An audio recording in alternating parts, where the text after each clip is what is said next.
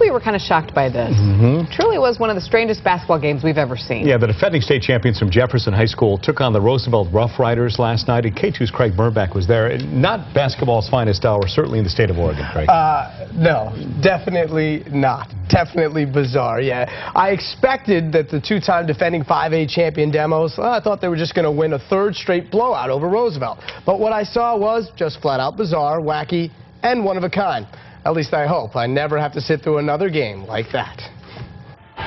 It was the game that was barely played. Truth be told, things started off normal at Roosevelt High as the state's top team, Jefferson, led 19-14 after the first quarter. Oh wait, not quite normal. Yeah, let's rewind. Yep, the state's top player, Terrence Jones, he didn't start because he was one of 6 demos to show up late to pregame.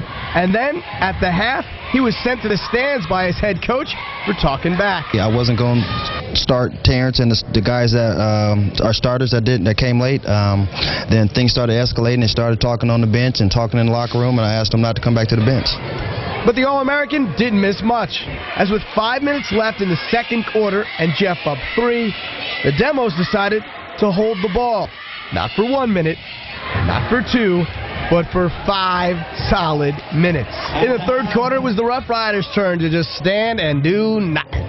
For 3 minutes and 30 seconds, everyone just stood and watched and begged for a shot clock in the state of Oregon. I would like a shot clock, definitely, but I guess we wouldn't have been able to do what we did tonight if we had a shot clock. So we went to the final quarter with Jeff still up by just 3.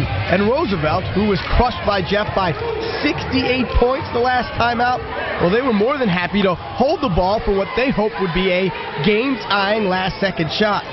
Problem is, now they held the ball for 6 more minutes. And we'll take the last shot and have a good game at the end. And I'll sleep with this. Bizarre, though. Bizarre. The plan didn't work as Roosevelt's tying 3. It fell short, and Jeff wins a thriller 31-28. I know why he was holding the ball. It's better for him, but why were you holding the ball? You know, we were playing bad, and my guys, they act like they didn't want to play, so let's just pull it out. You guys don't want to play, we'll just sit on it.